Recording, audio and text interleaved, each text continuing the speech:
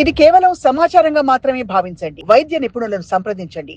అంటే ఒక సమస్యని అరికట్టడానికి యాడ్ చేసే ఈ అడిటివ్ వల్ల ఇంకా చాలా పెద్ద మహమ్మారి లాంటి సమస్య రావచ్చు అని చెప్పి కనుగొన్నారు. కరెక్ట్. ఇప్పుడు యాక్చువల్లీ ఇథిలిన్ ఆక్సైడ్ మరి పర్మిసబుల్ లిమిట్స్ FSSAI అప్రూవల్ ఉంటే ఇస్ ఇట్ దట్ డేంజరస్ నిజంగా? See in a small amount it is not, but మనం కంటిన్యూస్లీ దానికి ఎక్స్పోజ్ అయిపోతూ ఉంటే అప్పుడు అది కార్సినోజన్గా మారుతుంది.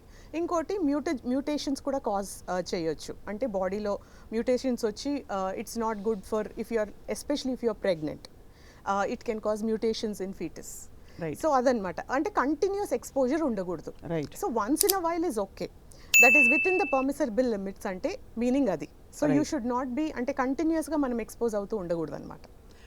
సో ఎనీవే అది చాలా ఐడియల్ పదార్థం అయితే కాదు. యా, న్యూట్రిషనలీ ఇట్స్ ఏ విధంగా హెల్ప్ఫుల్ కాకుండా అది హార్మ్ఫుల్. కానీ చిన్న మోతాదులో దాన్ని భరించవచ్చు, టాలరేట్ చేసేట్టున్నారు మీరు. కరెక్ట్. రైట్. సో ఇతర ఫుడ్ అడిటివ్స్ గురించి మాట్లాడడం. కొంతకాలం క్రితం ఒక ప్రముఖ ఇన్స్టెంట్ ఫుడ్ కంపెనీ, ఒక నూడిల్స్ కంపెనీ దాని ప్రోడక్ట్ని రివోక్ చేయాల్సిన పరిస్థితి వచ్చింది, if you remember.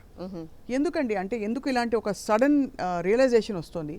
And I'm just wondering, ఎందుకు అసలు సింగపూర్, హాంకాంగ్లో దీన్ని టెస్ట్ చేసి ఉంటారని చెప్పి. సి వాళ్ళకి ఎక్స్పోర్ట్ చేసిన ప్రోడక్ట్స్ ఎవ్రీ 6 monthsకి వాళ్ళు టెస్ట్ చేస్తూ ఉంటారు. అంటే వాళ్ళు ఇంపోర్ట్ చేసుకున్న ప్రోడక్ట్స్ అని వాళ్ళు వేరే కంట్రీ, అంటే మన ఇండియా నుంచి వెళ్తుంది కదా, so that is export for us, for the import for them. Import for them. So ఆ ప్రోడక్ట్స్ ఎవ్రీ 6 monthsకి వాళ్ళు టెస్ట్ చేస్తూ ఉంటారు.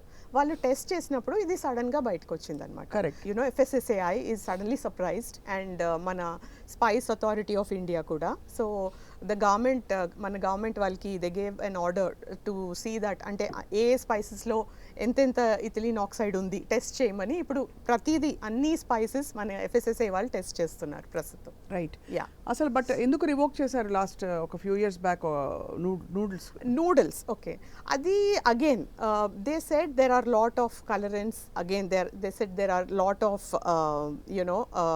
Substances which cannot be consumed and harmful for the body అని చెప్పేసి అది రివోక్ చేశారు. కానీ again how often we're consuming అనేది క్వశ్చన్. రైట్. ఇప్పుడు మనం డైలీ తీసుకుంటున్నామా? డైలీ అంటే even if you're taking daily, in a week ఎన్ని టైమ్స్ తీసుకుంటున్నాం? ఎన్ని టైమ్స్ తీసుకుంటే అది బాడీకి హార్మ్ఫుల్ అవుతుంది? It's not natural. ఇప్పుడు ఇన్స్టెంట్ నూడిల్స్ అనేవి it's not a natural product, it is lab made. So any lab made product మనం తీసుకుంది బాడీకి హార్మ్ చేయొచ్చు.